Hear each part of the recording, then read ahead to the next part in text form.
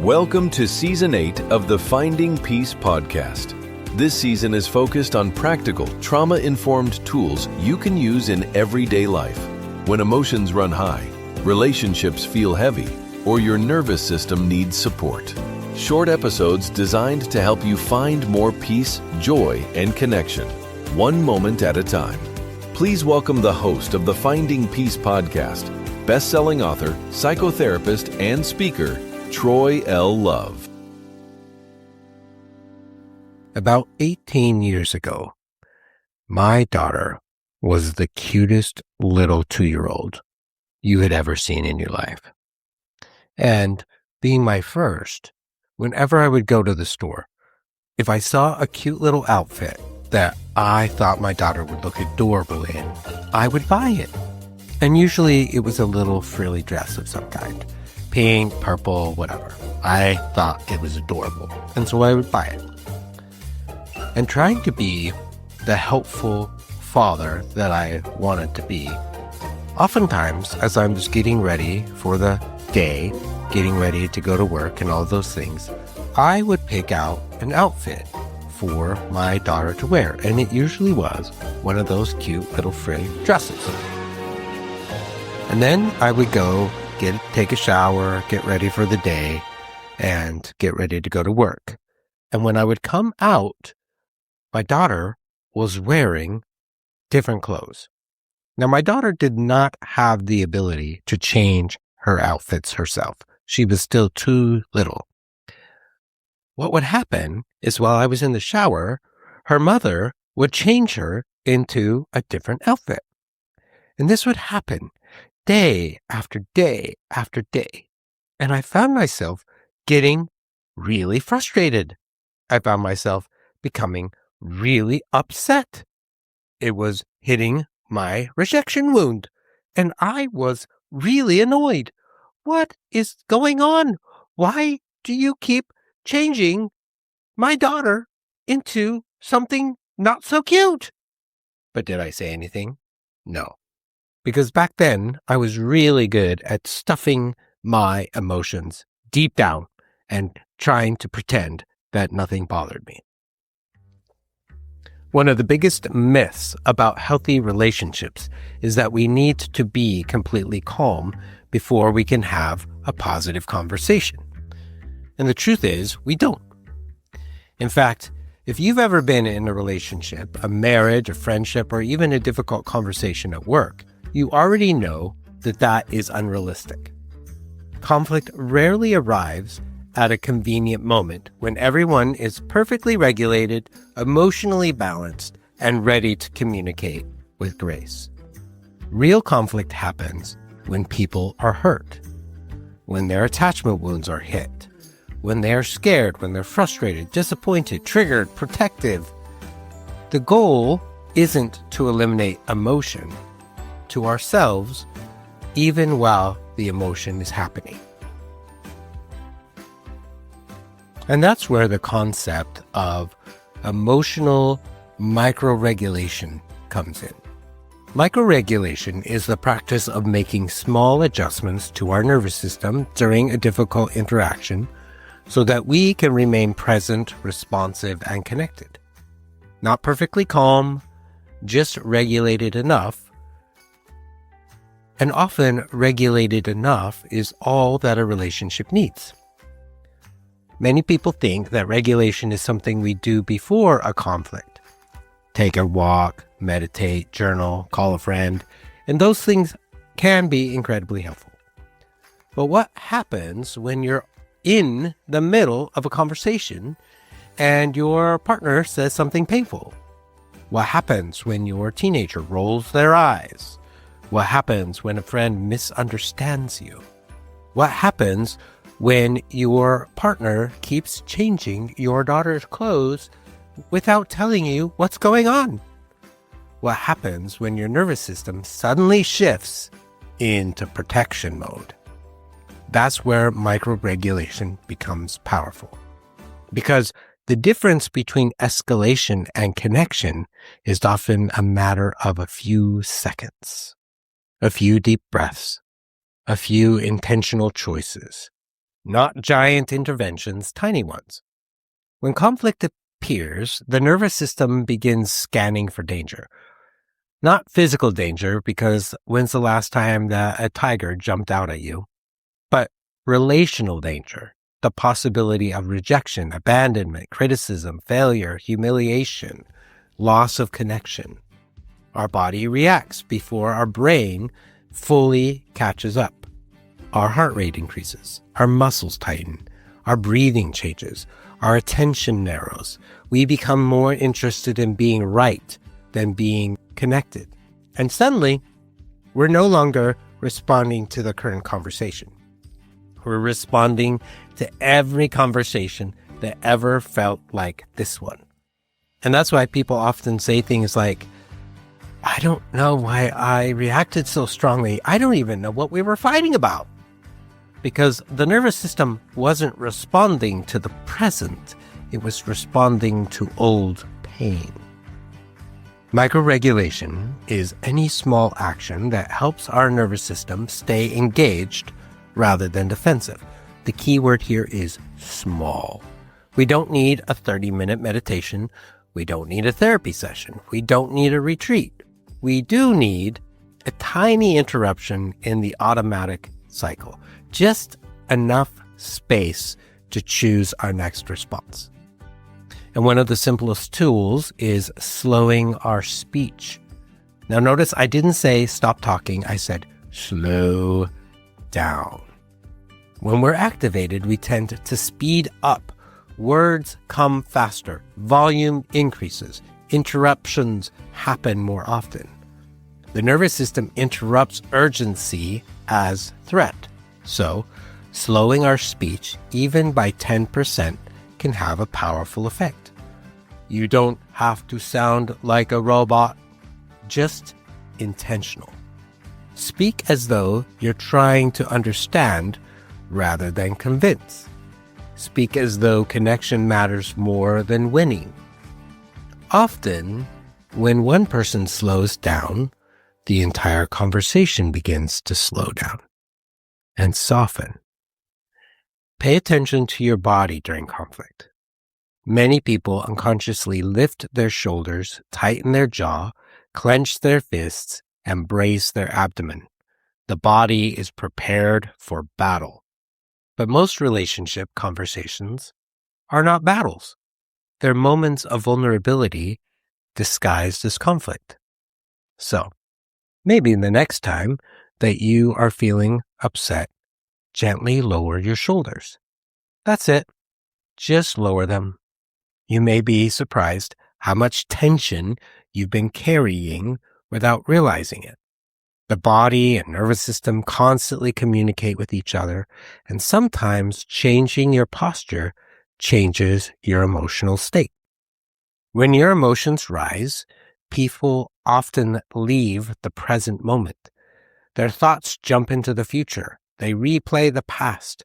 They start imagining outcomes. Grounding through the feet helps bring attention back to the here and now. So just notice how your feet are touching the ground, where your feet are connected to the ground. And then imagine that the ground is rising up underneath you to hold you up. Notice the weight of gravity pulling you down, and almost like that sandwich moment of you connecting with the earth. Notice that in this moment you are standing or sitting or breathing, and you are safe enough to remain present. This simple grounding cue can reduce the sense that you are being swept away by emotion. What may be the most powerful microregulation skill of all is pausing. Not dramatically, not to punish, not to run away. We're just pausing for a few seconds, long enough to ask ourselves, what am I about to contribute to this conversation? Or what am I seeking to understand? Or am I about to launch into an attack? What am I trying to do here? What am I trying to protect?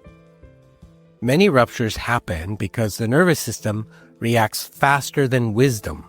So a brief pause creates room for choice, and choice changes everything. Now, back to my daughter magically changing her clothes. At that time, I was teaching a communications class at work, and I was learning these tools. And so, instead of running away and shoving down my emotions, I decided to ask a question. Why do you keep changing our daughter's clothes after I get in the shower? I thought she looked adorable. And then her mother said, well, Troy, because we are going to go to the park today, or because we are going to go to the museum today, or because we are going to do this or that today, and her wearing that dress just isn't appropriate for where we're going. She's going to get it all dirty, and I don't want that. Talk about a light bulb moment. What? What? Oh my gosh, no way. I did not even conceive of that. All I thought was that my wife thought I was the worst picker in the world, but no. It was that I hadn't asked what their plans were.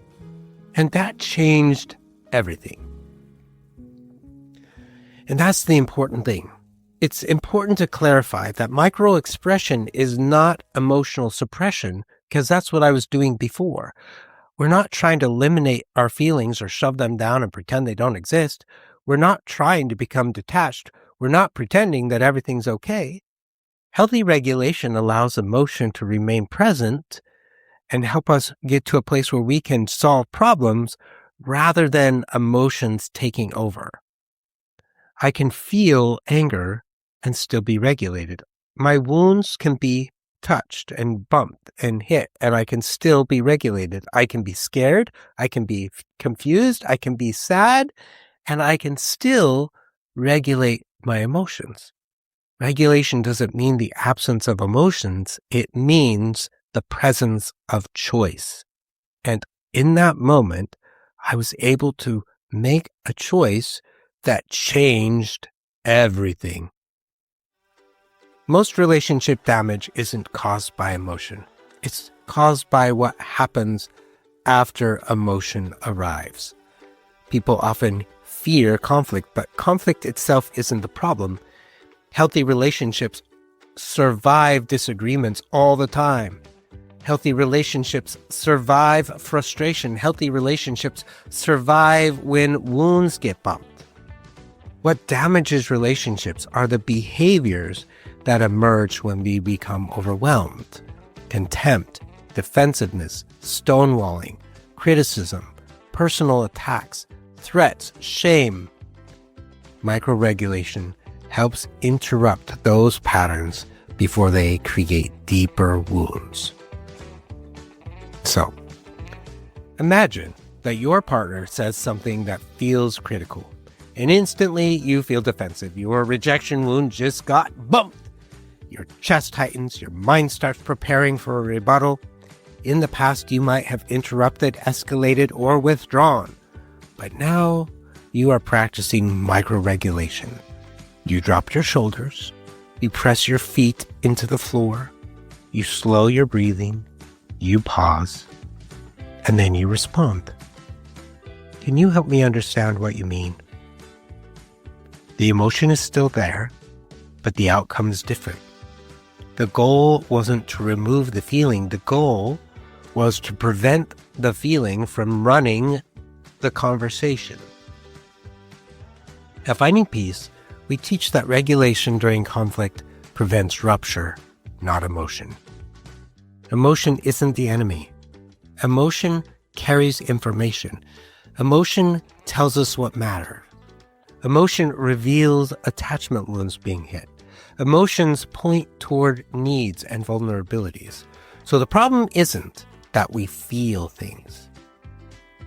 The problem is that when our protective parts take over and begin to fight for survival, we can often become very dysregulated and cause more harm than good. Microregulation helps us stay connected to ourselves long enough to stay connected to each other. So, The next time you're in a difficult conversation, I invite you to try something new. Before responding, ask yourself, can I slow down by 10%? And then drop your shoulders, feel your feet, take a gentle breath, pause, and remind yourself, I don't have to solve this right now. I don't have to win this moment. I just want to stay connected with the people that I love. How can I do that? What can I do to help us both feel safer? And then notice what changes. Not only in the conversation, but in your body. Relationships are not strengthened by avoiding conflict. They're strengthened by learning how to remain connected when conflict arrives. And connection rarely requires perfection. It simply needs presence and attention. It requires just enough regulation to keep the bridge standing while the storm passes. So, the next time you're tempted to prove your point, win an argument, or defend yourself at all costs, remember, you don't need to be fully calm in order to have a good conversation. You don't need to have a perfect response. You don't need to win. What you can do, though, is preserve the relationship. And sometimes that begins with something as simple as slowing down, feeling your feet, and taking one intentional breath. Now, remember, you are enough, you matter, and you are worthy of love and belonging. You've been listening to the Finding Peace podcast. Special thanks to Intrex for providing the theme music for this season and helping set the tone for reflection, grounding, and hope. If this episode supported you, please like, subscribe, and share the Finding Peace podcast. Your support helps these practical, trauma-informed tools reach more people who are seeking peace, clarity, and connection. To explore more resources, workshops, and upcoming events, visit findingpeaceconsulting.com. The Finding Peace podcast is hosted by best-selling author, psychotherapist, and speaker Troy L. Love. Until next time, remember, you are worthy of love and belonging.